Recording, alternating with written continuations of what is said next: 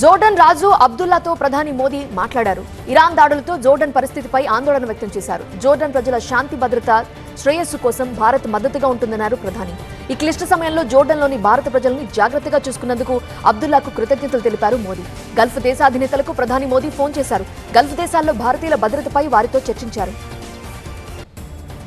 పశ్చిమాసియాలో చోటు చేసుకున్న పరిస్థితులపై ప్రధాని మోదీ ఇజ్రాయెల్ ప్రధాని బెంజమిన్ నెతన్యాహుతో మాట్లాడారు. ఇరాన్తో యుద్ధం, తాజా పరిణామాలపై భారత్ ఆందోళన వ్యక్తం చేసింది.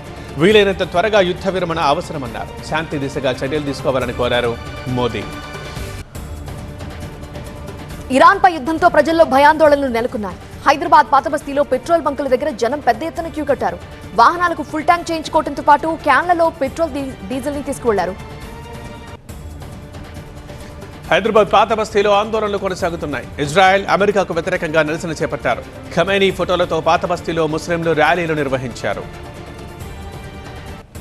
తెలుగు రాష్ట్రాలలో 20,000కి పైగా జంటల మాతృత్వ కలను సాకారం చేసిన 49 ఫర్టిలిటీ సెంటర్ ఇప్పుడు మీకోసం అందిస్తోంది ఉచిత డాక్టర్ సంప్రదింపు, ఉచిత అల్ట్రాసౌండ్ స్కాన్. దీంతో పాటు కేవలం 899కే AMH టెస్ట్ మరియు వీర్య పరీక్షలు. 49 అంటే సంతానం, 49 అంటే సంతోషం. ఇరాన్ సుప్రీం లీడర్ ఖమేనీని హతమార్చిన ఘటనపై ఆగ్రహం వ్యక్తం చేస్తూ మౌలాలీలో ముస్లింలు నిరసన చేపట్టారు. ఇజ్రాయెల్, అమెరికా దేశాలకు వ్యతిరేకంగా నినాదాలు చేశారు. ఇరాన్పై జరిగిన దాడిని అంతర్జాతీయ చట్టాలకు విరుద్ధమని, బాధ్యులపై కఠిన చర్యలు తీసుకోవాలని డిమాండ్ చేశారు.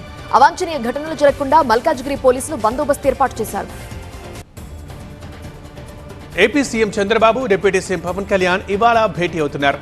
లంచ్ మీటింగ్లో తాజా రాజకీయ పరిణామాలపై సుదీర్ఘంగా చర్చిస్తారు. టీటీడీ నామినేటెడ్ పోస్టుల భర్తీపైన చర్చిస్తారు. జిల్లాల కలెక్టర్లతో సీఎం రేవంత్ రెడ్డి సమావేశమవుతారు. 99 రోజుల ప్రజాపాలన ప్రగతి ప్రణాళిక కార్యక్రమం నిర్వహించనున్నారు. ఈ కార్యక్రమంలో కలెక్టర్లకు సీఎం రేవంత్ రెడ్డి దిశానిర్దేశం చేస్తారు. లడ్డూ కల్తీ నెయ్యి కేసును విచారించేందుకు ఏకసభ్య కమిషన్ దినేష్ కుమార్ తిరుమలకు చేరుకున్నారు. శ్రీవారిని దర్శించుకున్న తర్వాత కల్తీ నెయ్యి వ్యవహారంపై విచారణ చేపడతారు. తెలంగాణలో ఫీజు రియంబర్స్మెంట్ పథకాన్ని ఎత్తివేసే కుట్ర జరుగుతోందని రాజ్యసభ సభ్యుడు ఆర్ కృష్ణయ్య ఆరోపించారు. రేవంత్ రెడ్డికి బీసీలు ఉన్నత చదువులు చదవటం ఇష్టం లేదని విమర్శించారు. ఈ నెల 6న రాష్ట్ర వ్యాప్తంగా ఉన్న కళాశాల విద్యార్థులు తరగతుల్ని బహిష్కరించి కలెక్టర్, ఆర్డీఓ, ఎంఆర్ఓ కార్యాలయాల ముందు నిరసన తెలపాలని కృష్ణయ్య పిలుపునిచ్చారు.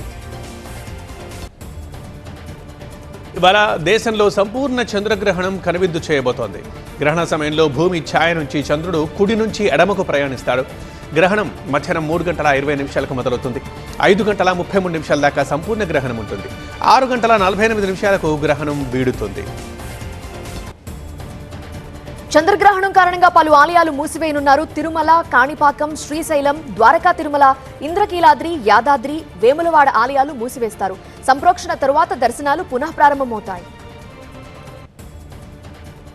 ఎన్టీఆర్ జిల్లా నెమలి వేణుగోపాల స్వామి కళ్యాణ మహోత్సవంలో ఎమ్మెల్యే కొలికపూడి శ్రీనివాస్, ఎంపీ కేశినేని చిన్ని మధ్య ప్రోటోకాల్ వివాదం తలెత్తింది. స్వామివారికి పట్టు వస్త్రాలు సమర్పించాలని కేశినేని చిన్నికిచ్చిన అర్చకులు ముత్యాల తలంబ్రాల్ని కొలికపూడికి అందించారు. అయితే స్వామివారి ముత్యాల తలంబ్రాలు వెనక్కిచ్చి కేశినేని నుంచి కొలికపూడి పట్టు వస్త్రాలు తీసుకున్నారు. దీంతో ఎమ్మెల్యేపై ఎంపీ అనుచరులు ఆగ్రహం వ్యక్తం చేశారు. గుంటూరు జిల్లా తెనాలి సమీపంలోని చిన్నపరిమి గ్రామంలో శ్రీ గంగా పార్వతీ సమేత శ్రీ రామలింగేశ్వర స్వామివారి రథోత్సవం వైభవంగా జరిగింది. భక్తులు పెద్ద సంఖ్యలో తరలి వచ్చారు. వేమూరు ఎమ్మెల్యే, మాజీ మంత్రి నక్కా ఆనందబాబు పాల్గొని పూజా కార్యక్రమాల్లో నిర్వహించారు. శ్రీ సత్యసాయి జిల్లా కదిరిలో లక్ష్మీ నరసింహస్వామి బ్రహ్మోత్సవాలు వైభవంగా జరుగుతున్నాయి. బ్రహ్మోత్సవాల్లో భాగంగా స్వామివారు సింహవాహనంపై తిరువీధుల్లో విహరిస్తూ భక్తులకు దర్శనమిచ్చారు. ఇవాళ హనుమంత వాహనంపై తిరువీధుల్లో విహరిస్తూ భక్తులకు దర్శనమివ్వనున్నారు. ఒంటిమిట్ట కోదండరామస్వామి ఆలయంలో మార్చి 24 నుంచి బ్రహ్మోత్సవాలు జరగనున్నాయి. ఉత్సవాలను ఘనంగా నిర్వహించడానికి అధికారులు ప్రణాళికలు సిద్ధం చేస్తున్నారు. ఈ క్రమంలో టీటీడీ జేఈఓ అధికారులతో సమీక్ష నిర్వహించారు. అభివృద్ధి పనులను పరిశీలించారు. పెద్దపల్లి జిల్లా సుల్తానాబాద్లోని పాత జెండా దగ్గర కామదహన వేడుకలు ఘనంగా జరిగాయి. గత కొన్నేళ్లుగా ఆచార సంప్రదాయంగా వస్తున్న కామదహనాన్ని పూర్తి చేశారు. కాలనీ వాసులతో కలిసి ప్రత్యేక పూజలు చేసిన మున్సిపల్ చైర్మన్ రాధాకృష్ణ హారతి కర్పూరంతో కామదహనాన్ని వెలిగించారు. 2030 నాటికి భారత్ కెనడా మధ్య వ్యాపారం $50 బిలియన్ చేరుతుందని ప్రధాని మోదీ ఆశాభావం వ్యక్తం చేశారు. సమీప భవిష్యత్తులో రెండు దేశాలు ఒక సమగ్ర ఆర్థిక భాగస్వామ్య ఒప్పందం ఖరారు కాబోతోందన్నారు. ఢిల్లీలో కెనడా ప్రధాని మార్క్ కెర్నీతో మోదీ సమావేశమయ్యారు.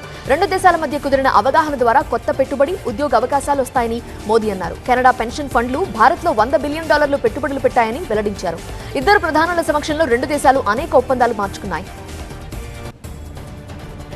బెంగాల్ ప్రజల సంక్షేమాన్ని మమతా బెనర్జీ కోరుకోవటం లేదని, ఆమె కోరుకుంటున్నది తన మేనల్లుడు అభిషేక్ బెనర్జీని సీఎం చేయటమే అని హోంమంత్రి అమిత్ షా అన్నారు. రవీంద్ర ఠాగూర్ కలలుగన్న సోనార్ బంగ్లా కలని నిజం చేయాల్సిన సమయం వచ్చిందని బెంగాలీ ఓటర్లకు అమిత్ షా పిలుపునిచ్చారు.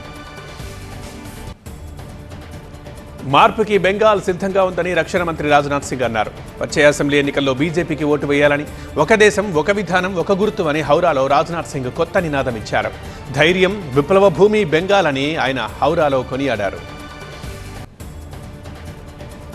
నిజమైన ఓటర్లను తొలగించేందుకు ఎన్నికల సంఘం, బీజేపీ కుమ్మక్కయ్యాయని బెంగాల్ సీఎం మమతా బెనర్జీ ఆరోపించారు. బీజేపీకి అనుకూలంగా ఉండాలని ఉద్దేశపూర్వకంగానే బీజేపీ ఎన్నికల సంఘం పేర్లను తొలగించాయని మండిపడ్డారు.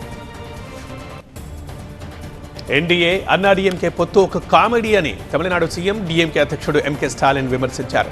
ఆ కూటమి హింస, విద్వేష ప్రసంగాన్ని ప్రోత్సహిస్తుందని అన్నారు. ఉద్దేశపూర్వకంగా ఒత్తిళ్లు, అడ్డంకులు సృష్టించిన తమ ప్రభుత్వం అన్నింటినీ అధిగమించి విజయాలు సాధించిందని తెలిపారు స్టాలిన్. ఇరాన్ అమెరికా యుద్ధం ప్రభావం బంగారం, వెండిపై కూడా పడింది. ఢిల్లీలో వెండి కేజీ $3 లక్షలకు చేరింది. 24 క్యారెట్ల బంగారం 10 గ్రాముల ధర ఢిల్లీలో $172,800 చేరింది. ఇరాన్ యుద్ధ ప్రభావం పాకిస్తాన్ స్టాక్ మార్కెట్ని కూడా కుదిపేసింది. కేఎస్సీ 100 ఇండెక్స్ దాదాపు 11% అంటే 16,000 పాయింట్ల దాకా పతనమైంది. కరాచీ స్టాక్ ఎక్స్చేంజ్లో 413 షేర్లు క్షీణించాయి, 21 మాత్రమే పెరిగాయి. ప్రజాస్వామ్య సంప్రదాయాలు, మైనారిటీ హక్కుల విషయంలో భారత్లోని పౌర సమాజం స్పందన అద్భుతమని ఐక్యరాజ్యసమితి మానవ హక్కుల కమిషనర్ వోల్కర్ టిర్క్ ప్రశంసించారు. ఇటీవల భారత్లో జరిపిన పర్యటనలో ఆ విషయాన్ని తాను స్వయంగా చూశానని కొనియాడారు. దర్శకుడు హరీష్ శంకర్ ఉస్తాద్ భగత్ సింగ్ మూవీ కథ విషయంలో మరోసారి క్లారిటీ ఇచ్చారు. ఈ సినిమా రీమేక్ అనే వార్తల్ని ఆయన ఖండించారు. తేరీ సినిమాలోని సీన్సే గబ్బర్ సింగ్ ఇన్స్పిరేషన్ తో తెరకెక్కించారని, అలాంటప్పుడు అదే సినిమాని మళ్లీ ఎందుకు రీమేక్ చేస్తామన్నారు.